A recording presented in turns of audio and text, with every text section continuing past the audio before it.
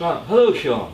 Hello. What I would like to ask you is, who was a big influence growing up? Who influenced you most? Who did you, your mum, your dad? Definitely my dad. Just a big figure in my life. I suppose he's the person I looked up to the most, definitely. Yeah, I mean, he still does. I still do. I suppose the interesting thing is when you get older, how you realise that, because your dad's always like the person who knows the most, or something like that. That's why you thought, I always looked at him like, and then you realise he's just, you separate, especially these times in society, how their kind of views differ. You know what I mean? I'm extremely kind of like liberal in my kind of thoughts and stuff, but again, my dad never really give anything away about his political kind of views and stuff like that. He always kept it in, and I kind of wish I could have a bit more of a conversation about things with him. So he never really talked politics with you? No, I think that was a choice too, though. You know what I mean? I've never had any kind of preconceptions about different races in my life, ever. Like, it was never a thought in my brain about anything like that. And I've always been fascinated about the way I was brought up, why I didn't, and why other people do. And I think sometimes it was a choice by my dad just to keep quiet maybe on some things and not force his opinion on something, which he never did. Not in terms of those. I mean, mum's very liberal anyway. So I just let me kind of like get my own opinion and develop it, I suppose. So, or maybe he's just not like that, I don't know. I don't know, that's the thing. Do you think he was saying basically, it's your choice? Yeah. I've got my opinion, but I'm from an older era, you're from this young generation. It's your choice. Yeah. Yeah, I think he did. Oh, I think my family did. Yeah, I think my mum and my family did. But as I get older, I want to find out more about why. Because there was a situation that's kind of like stuck with me for like quite a few, well, I think it was a few years ago, and I was having a cig outside of him, and he kind of mentioned, what do you think of, like, you know, the National League or something like that. And I was just like, you know, it just blew me away, because I was just like, I don't know what. I know exactly what I said to him. I said, you just, I won't support anything that is built on fear, and I think it has to be on kindness, and that's why I don't like and care for any of that kind of stuff. But I was like, that's the first time ever he's mentioned anything like that, and it was on that side of things. So I was just like, wow. You know, you think your dad, who you respect so much, but you still do, starts to have those views about, you know, those things. It's just like. So you think he was stuck in his ways? My dad's ex-army. He's stuck in a white working class town, and he's just surrounded by a certain. I didn't mean. But I know exactly why he's got his views like that, because he doesn't have enough. I don't think he has enough people having enough different conversations with him about it at all. Where it's totally different compared to, like, you know, this kind of group, and the situations you grew up in. He didn't have. He's never had that around him really, and I've never had that. Not till I came to Manchester.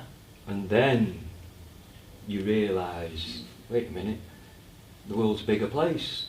You know, in the sense where you're meeting different kinds of people from different nationalities, different races, where you were from, it was more just small place, which, like you say, liberal white views. You know. I think for me it wasn't even the world's a bigger place in terms of race. I thought the thing that hit me about Manchester when I came here was class. Like especially going to university and being around so many kind of middle class people, and coming from the background I did, you become friends with middle class people who have got who are so much more well off than you. That's the biggest thing. I think that hit me. Well, it's never been race for me. I've always known it's a bigger world. I've never been the kind of person to really understand. I can't comprehend what outside of the world I live in. Really, I can't, like, you see all this stuff about TV about what's going on around the world. I just can't have. I don't have an emotional attachment to it. I have a very strong emotional attachment to my kind of like world that I'm in and the people that surround me more. It's not that I don't care, I just can't get it. I just like, you know, I know what's going on. But yeah, but I suppose. Do you think you will do as you get older? Time, folks. That was a really great interview, honestly. Really good. Mesmerising. Great interview. And he's definitely opening up now. I was going to ask him, but don't Getting matter. confident. Yeah, he's getting gonna ask him, confident. when you mentioned earlier about his father and his music, and when did the time come when you knew exactly what you wanted to do? What you want to do in life? You get to a stage in life and you think, I want to do that. I still don't know. But what he said, but this No, is that's what I would have what asked you him. did brilliant though is not to jump that. What you did brilliant was to go with the flow of what Sean was opening himself up. So you may never have got that opportunity to ask him that, but what he was saying was truly interesting. Because I was going to ask him about your Irish heritage. You've got to remember, my grandmother's Irish, and there's a few mixed race people that've got Irish, Scotch, you know, but not in the day. Right, can I go now? Yeah, congratulations. That was That's great. Nice. Has anybody else got any feedback? The devil's ritual. It was. Do you want to go next, Persian? Go on. What I'd like to ask you, where are you from? Where am I from? I'm from a place called Ellesmere Port. And that's in, It's on the Wirral, or in Cheshire, depending where you say it. It's just the other side of Liverpool, from Mersey. oh yeah, across the water. Mm-hmm. So you go underneath there, if you're in Liverpool, Yeah, if you go underneath from Liverpool, if you go underneath the Wallasey Tunnel and you come out like Birkenhead side, and then you come down, and then you'll go. If you keep going down, you'll go down Bromber and go to Ellesmere Port. yeah, I've been Cheshire down Oaks. that way, so yeah. Yeah. The upbringing that you had, what was it like? My upbringing, it was good. It was good. I was lucky because like my nan and granddad lived over the road, and like just that. And the person from my history is my nan. She kind of like, it was kind of because me mum and dad worked so much.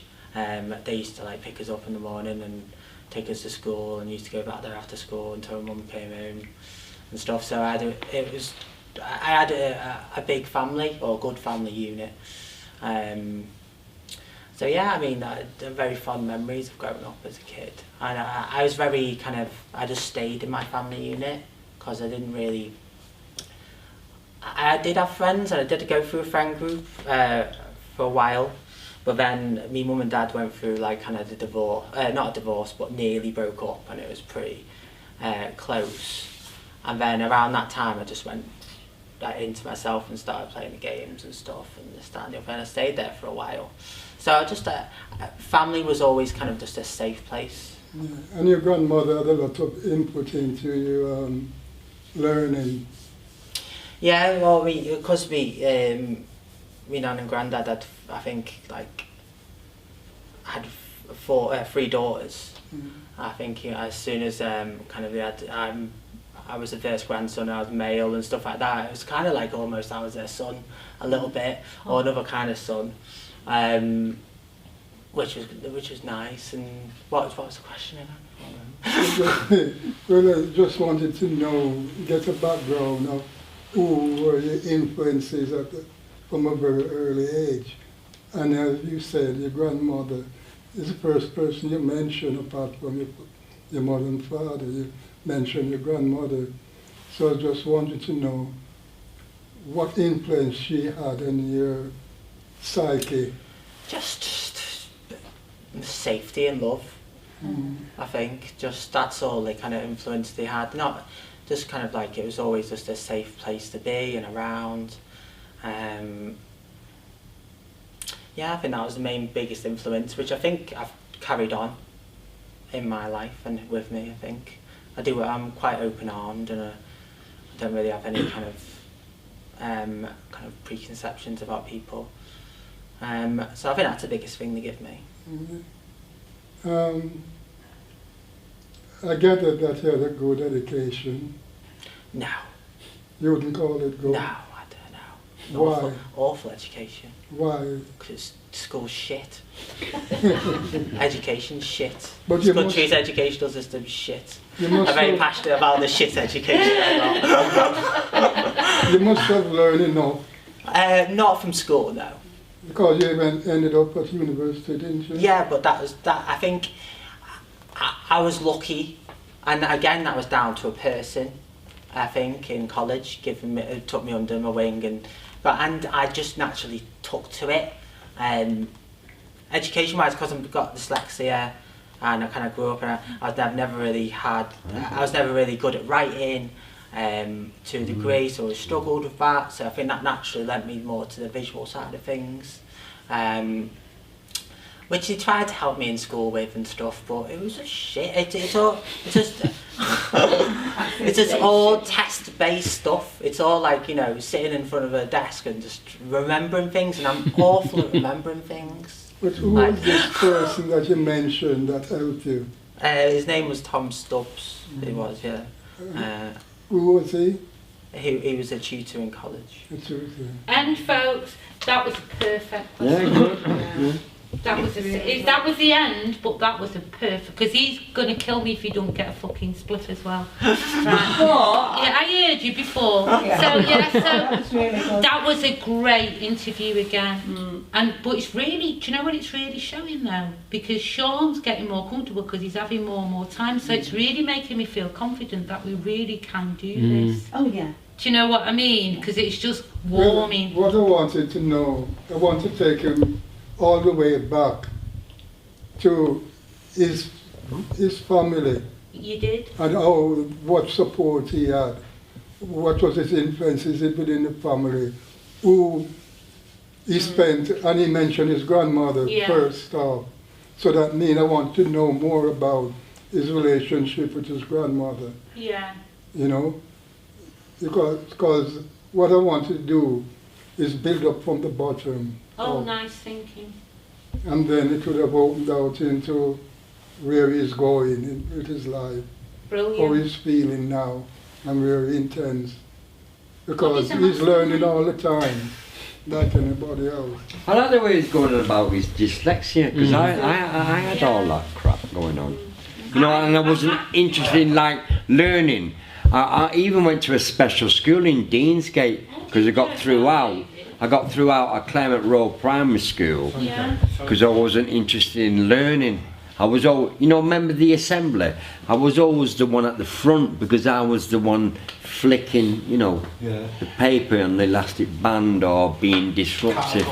Yeah, I just wasn't asked for education. Well, like Sean says towards him, because it's just rote, isn't it? It's learning things. But you see, Everybody's got that dyslexic can also mean, that I couldn't read or write till I went to a proof see school. to read and how you, especially spelling, how you see it and how it should be is two different things. That's what dyslexia, I mean, I've got it. I can read perfect. Oh, now? Now, when it comes to spelling, if I don't spell it, as soon as it comes up and it flashes through my mind, if I don't write it down then, I have trouble spelling it. Yeah. I do. It's got to, you understand what I'm saying? If I start thinking about it, I can't get it. What's really interesting about the interviews, like not being bothered about us for a minute, is Sean is really opening up. Yeah. And telling us real stuff that Like you a don't flower. think when you first look, do you? And I thought going back to the Nana, but also I'd like to say this, he's said a really interesting thing, that I'm sorry about this, but mixed raceness, he had one thing none of us had. A grandma. You either don't have a grandma because your mum's ostracised, or you don't have a grandma because she lives in a country thousands of miles away. Really, yeah. And only when you were saying it did I think about it. You know, that What I think is nice as well, and I'm using the word nice, Yeah. not a lot of people like that word because I think it's dead normal and Yeah. but what I think is nice is when we first met you, for mine, it was downstairs in the first room we ever met, and I was near you, Sean. And I did wonder who you were, and you were there and you said a few words, and then we never seen you again for a few weeks, and then you came back. You're now part, I don't mean, you are part of a group, but opening up, you're more part. You're not just our technical advisor and our sound guy, and I don't mean that because John's been with us from the dig, so we know a little bit about John. I still don't know a lot about John. Oh, you're in for a treat. You know. It's John's turn when we come back. But you know what I'm saying? Because Oh, I'm he's post there biscuits. and Yeah, that's he talks to fun. us. But with Sean, he is part of the establishment, if you like, you know. So to open up and to get to know him, it feels like he is actually like one of us now, and he knows where we're coming from. But we've had an insight to where he's been coming from as well. Absolutely. Totally different life than any of us ever had. So it's really good, but it's nice to know that he's opened up to us. I think what's really interesting about that as well, you could probably be friends with somebody for a long time and not share any of that. Not Yeah. even know. Do you know what I that. mean? And you can have that superficial and really important friendship, Yeah. but the connection that we get, and that's what we're hopefully going to bring. And that's what the whole thing Yeah. is about. All of us starting to see that about people who were born in 1937, people who were born in That's what we said all along, didn't it? We never knew our parents, they never told us anything about themselves. Well, Sean was born in 88 and now it's changed. Isn't it? Right, let's have Actually. the brew on.